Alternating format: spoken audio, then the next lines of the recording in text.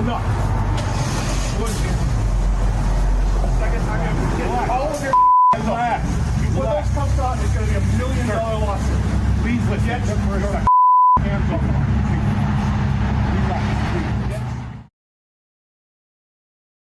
Hello and welcome to Cryptic Web Chronicles. Please like and subscribe if you enjoyed today's video. The clips you just witnessed depict Patrick S. Tomlinson, a failed comedian and sci-fi author turned lolcow, moments after being swatted by the Milwaukee police. In the first clip, Tomlinson can be heard loudly shouting at officers, telling them to shut the F up and aggressively demanding that they leave and never return. The second clip shows an altercation between Patrick and the Milwaukee PD, where he appears to take a swing at one of the officers before being subdued by a female officer at his rear. Following his resistance, Patrick proceeded to threaten the police with $1 million lawsuit for detaining him. As I've covered previously on this channel, Patrick Tomlinson has been the subject of numerous swattings, seemingly called in by an unidentified individual that appears to wish serious harm against him. However, as you'll soon see, there are some interesting theories about the true perpetrator. Swatting, if you've never heard the term, refers to the act of calling the police under false pretenses and lying in order to create an armed police response at a targeted person's address. Swatting is a serious federal crime, and it endangers innocent people while wasting public resources in the process. Even worse, swatting has become an increasingly common occurrence in the United States, with services emerging on the dark web offering swatting services in exchange for cryptocurrency. More on that later. Patrick claims to have been swatted over 50 times, though it's not clear if this is actually true. While he has certainly been swatted on more than one occasion, and there is evidence of this, there are also several parts of Tomlinson's story that don't add up, and I'm not certain if Patrick is really telling the truth about the number of times he's been swatted. And as you'll soon see, the deeper you dig into this case, the stranger things become.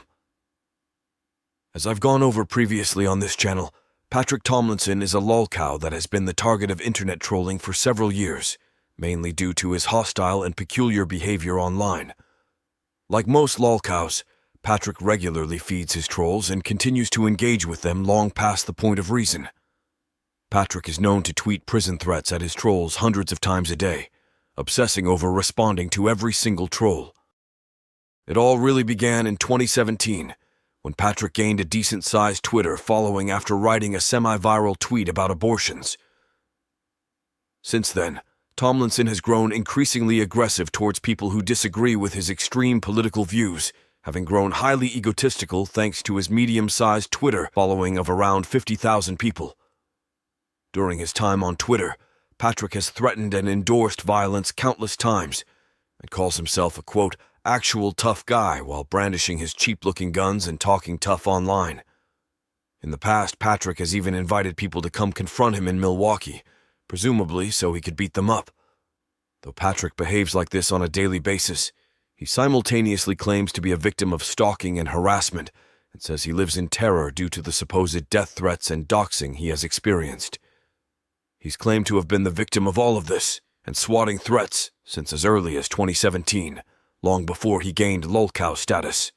Despite his claims of stalking and harassment long before O&A forums turned him into a lolcow, Patrick regularly tries to blame the supposed swattings and death threats he's endured on the Opie and Anthony forums. O&A forums is home to an online community of fans of the Opie and Anthony radio show, and the group used to frequent Opie and Anthony before it was permanently suspended from Reddit.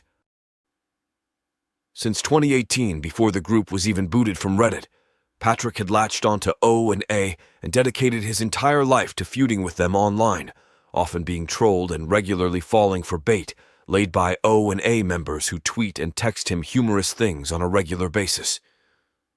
Thanks to O&A, Patrick's own toilet has become embroiled in the drama, with Patrick threatening the commode with imprisonment over Twitter regularly.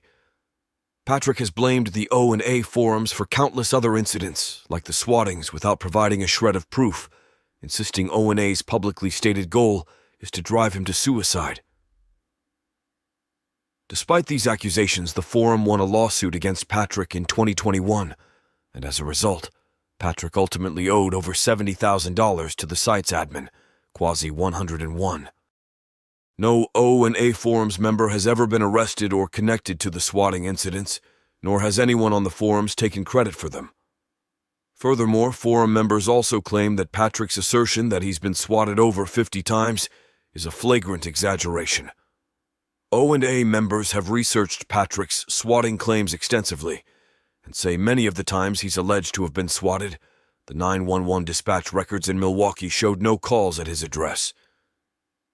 The lack of 911 calls to his address suggests Patrick could have lied about some of the incidents, as there should be one corresponding to each swatting.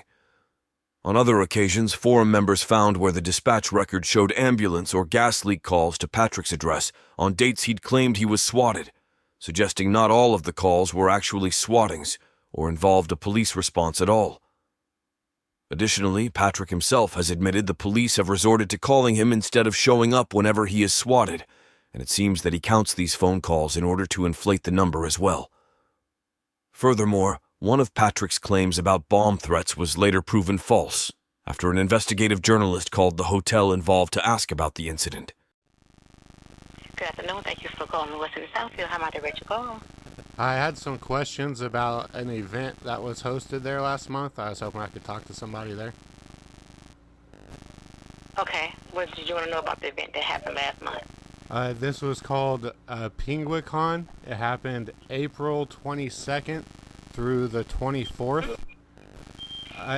There is a presenter on Twitter saying that there was bomb threats at this event, and I was trying to confirm if that was true.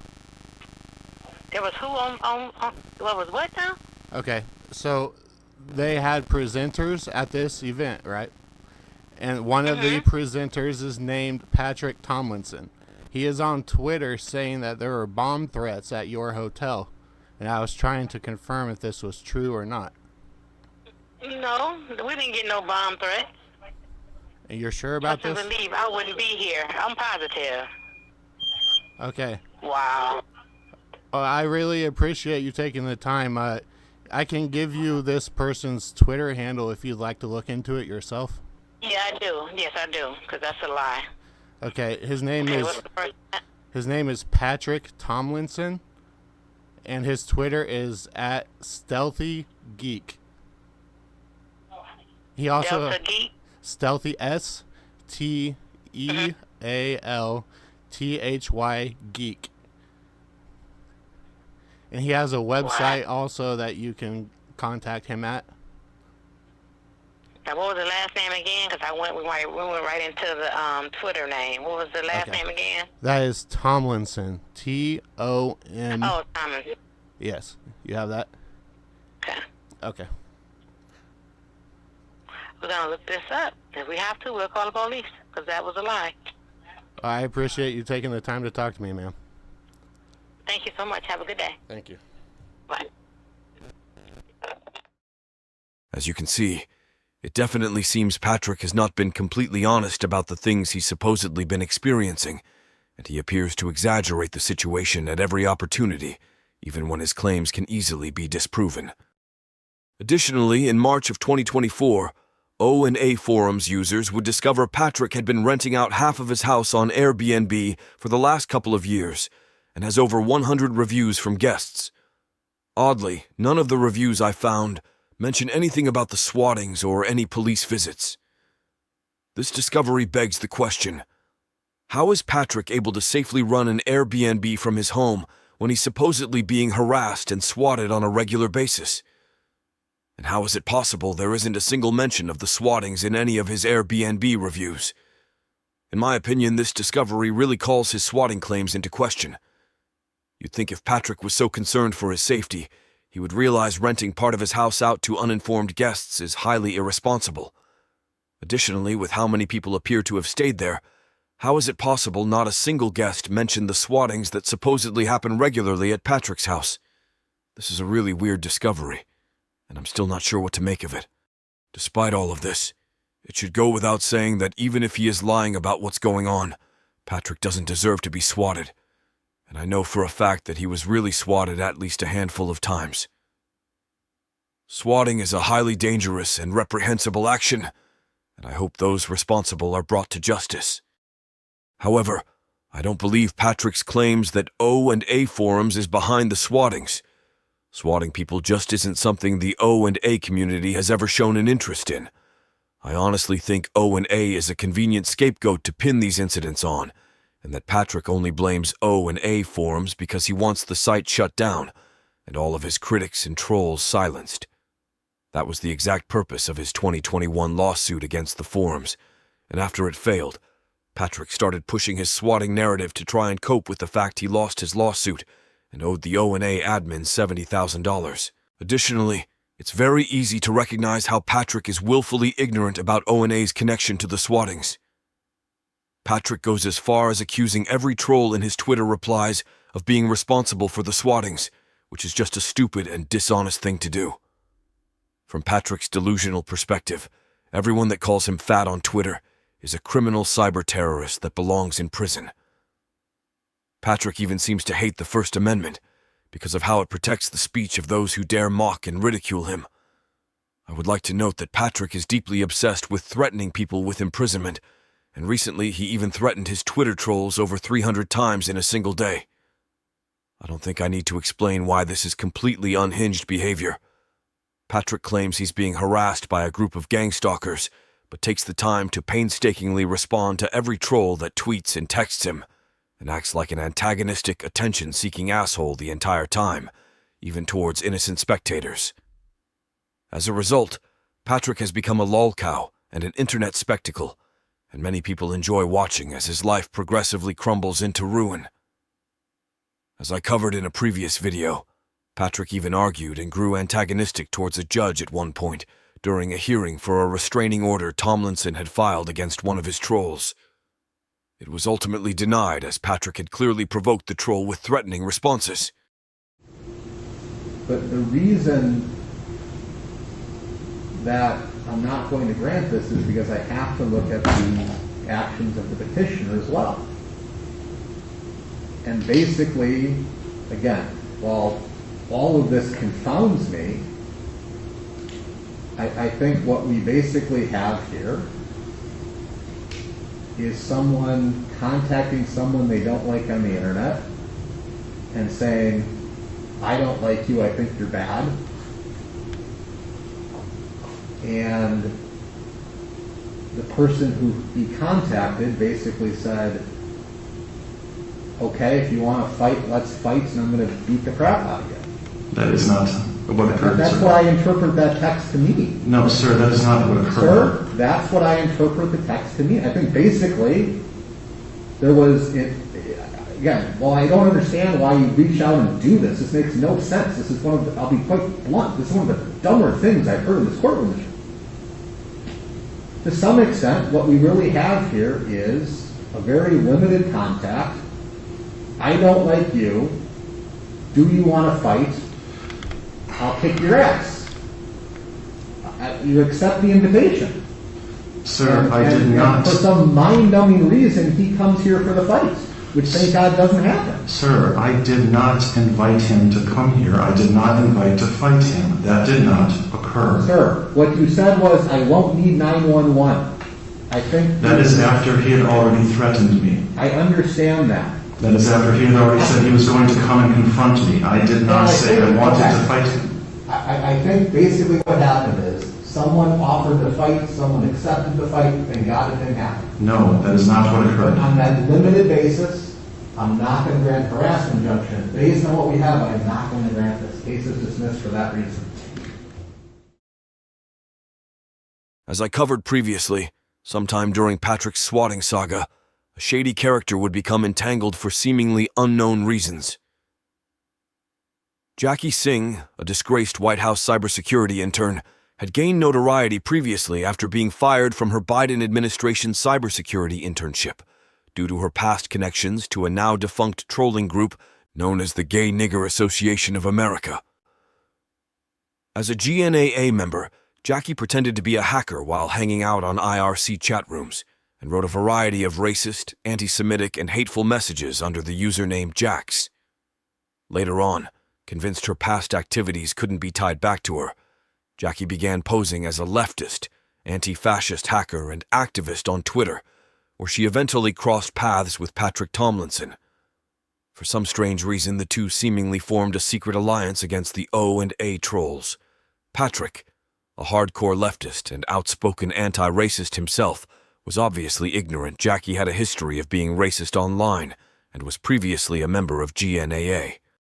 As a side note, if there's anyone in this story that's likely to be capable of carrying out swattings, I personally think it would be an ex-GNAA member. The GNAA was quite radical back in the day, and their president, whom Jackie was definitely internet friends with, is a prolific white supremacist by the name of Weave, who's previously done time in prison, and even proudly sports a swastika tattoo. In all honesty, swatting aligns more closely with the activities associated with former GNAA members, rather than with the culture of O&A forums. GNAA was even labeled a domestic terror group by researchers in the past. Moreover, GNAA boasted several hackers and knowledgeable individuals within its ranks. If anyone involved in this story would be capable of swatting, it'd likely be the person with past ties to GNAA. Despite all of this being highlighted by O&A members, Patrick has ignored these facts and continues to work with Jackie. This is a quite confusing choice, and many on O&A have formed an interesting theory on what role Jackie is really playing in all of this. At the same time all of this was occurring, a mysterious figure would appear from the depths of the dark web, calling Patrick's story into doubt and further adding to the mystery. Tor Swats, a Telegram-based swatting service, had become infamous around the same time for offering to swat people in exchange for cryptocurrencies like Bitcoin. In a shocking turn of events, the Tor Swats Telegram owner would post a message alleging Patrick Tomlinson was who ordered the swattings, and that he had ghosted Tor Swats without paying for the latest ones. O&A members claimed that this happened around the same time Patrick had mysteriously dropped his phone in the ocean while in Mexico, and said he lost everything on it. Patrick would deny these claims, but things would only get worse for him. You see, Tor Swats alleged that they knew it was Patrick ordering the swats because Patrick's Telegram account had leaked his phone number. Evidently, this is possible if you forget to change your Telegram privacy settings before messaging other users. While Patrick would immediately deny ever having a Telegram account, O&A users claim that when they tried to enter Patrick's phone number on Telegram's sign-up page, it displayed an error message saying his number was already registered to an account. Additionally, another clue O&A members discovered a short time later only further appeared to validate Tor Swat's wild allegations. It was revealed by online sleuths that Patrick's email address had also been used to register an account on the crypto trading platform Gemini. Gemini allows users to buy and sell cryptocurrencies like Bitcoin. This is particularly strange because Patrick has previously expressed his hatred of crypto and the people who use it, mainly because he doesn't understand how it works and is deeply jealous of anyone who does. The existence of Patrick's crypto account was ultimately revealed by haveibeenpound.com, a site that tracks website data breaches and allows users to search their emails to see if their online accounts have been breached. As Gemini had been hacked in 2022 and user credentials were leaked online, Patrick's account was included in the breach.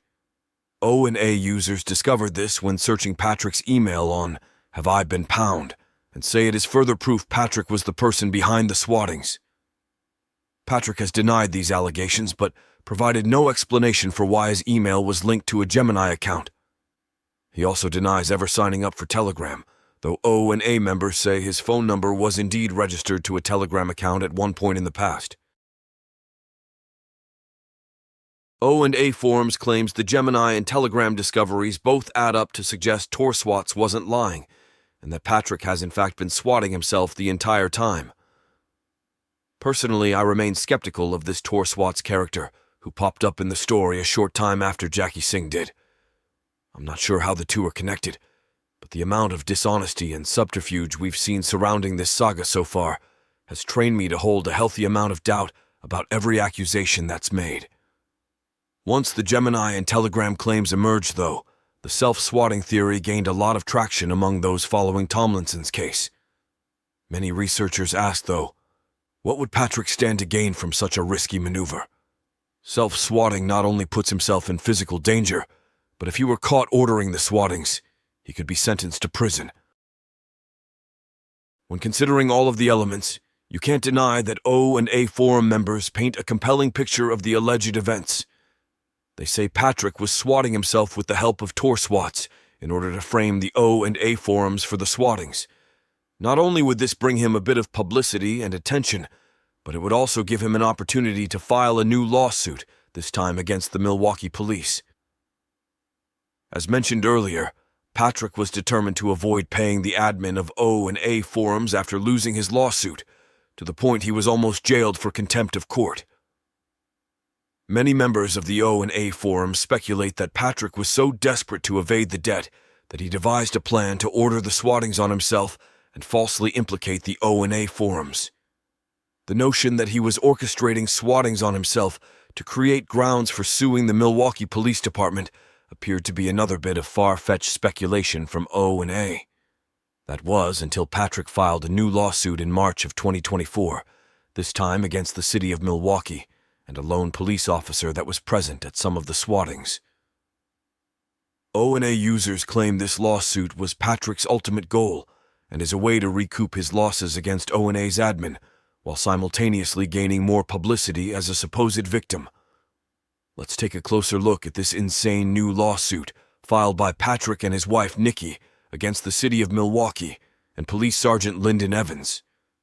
The suit opens by alleging that Patrick and his wife Nikki have been the target of, quote, online bullies for many years now, and that these so-called bullies have began swatting Patrick in an attempt to terrorize him, with the ultimate goal of injuring or killing him.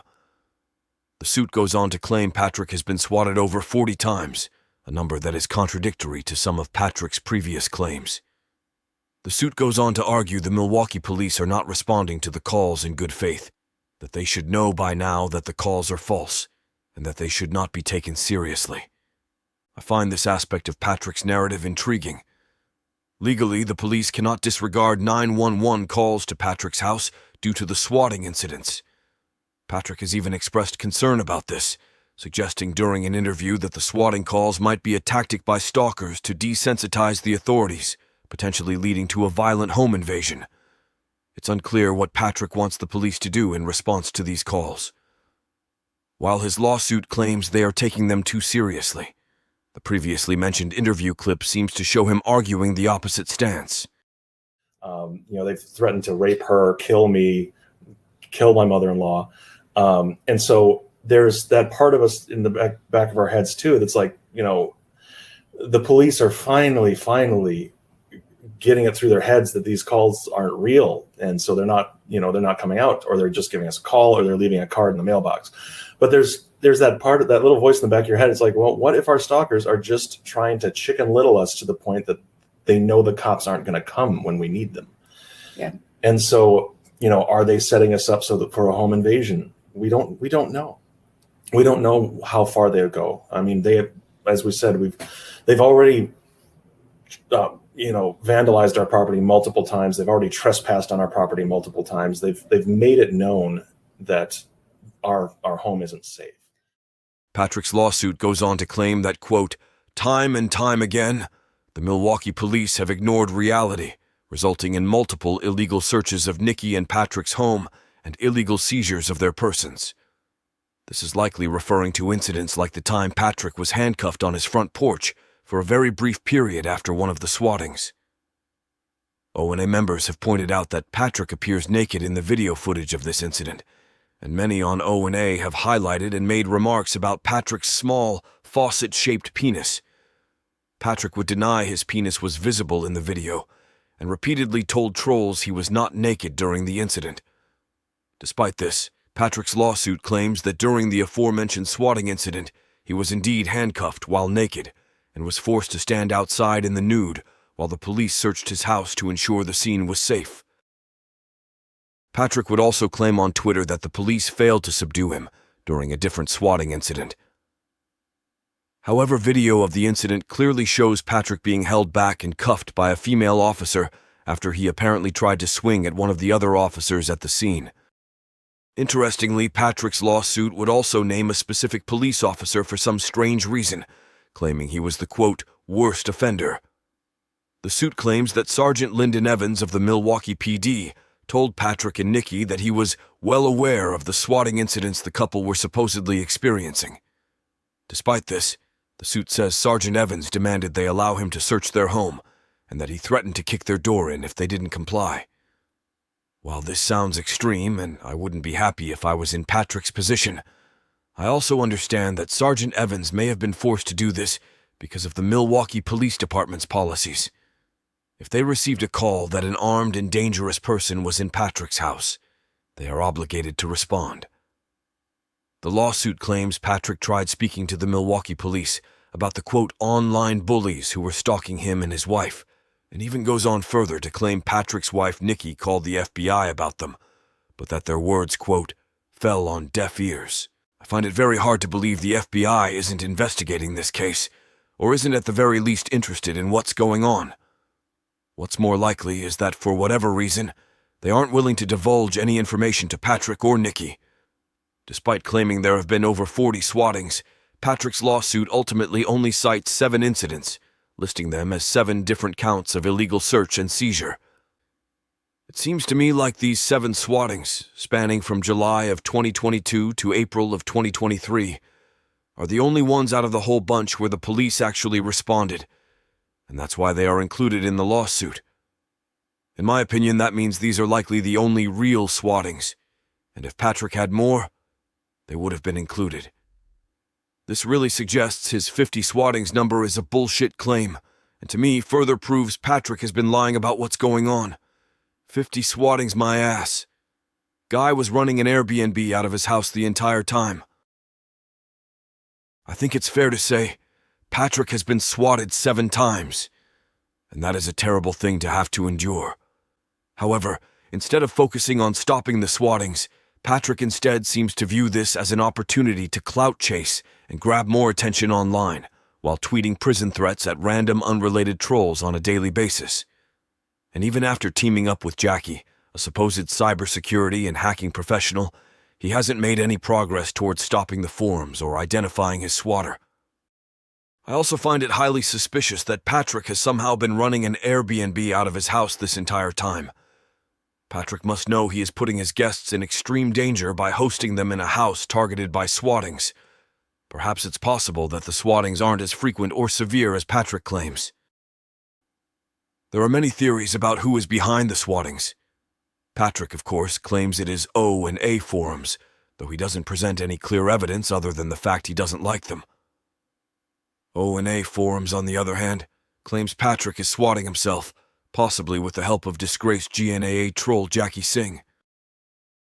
As covered previously, after the discovery that Patrick's number was allegedly registered to Telegram and his email linked to a Gemini account, many came to the conclusion that Patrick was ordering the swattings on himself with the ultimate goal of suing the Milwaukee Police Department for responding to the calls. While this piece of speculation is a far-fetched theory, the fact Patrick just filed a lawsuit against the Milwaukee police somewhat validates it, in my opinion. In a last-ditch effort to get out of paying Quasi, Patrick could have possibly arranged the swatting conspiracy with the help of Jackie Singh and Tor Swats in order to give him a valid excuse to sue the Milwaukee Police Department further down the road. If what O and A Forums claims is true, he may have been secretly communicating with Tor Swats and Jackie over Telegram to plan the scheme, and may have been paying for the swats using cryptocurrency he purchased using his Gemini account. Whether this is all true or not will remain to be seen. For now, Patrick's lawsuit against the city of Milwaukee is still in its early stages, and there's been little movement since the filing. The city of Milwaukee will soon be filing a response, and I expect them to fight the suit, as with a little bit of research, many of Patrick's claims can easily be called into question. I don't know how this will all end, though. The city could possibly settle out of court, or if the case may go to trial. Patrick has stated he is determined for the case to go before a jury, but we shall see how things work out, as Patrick doesn't have a history of wins when it comes to the courtroom. I will be covering this case more in the future as more developments pop up. That's all for now, though. This has been Cryptic Web Chronicles. Thank you for watching, and good night.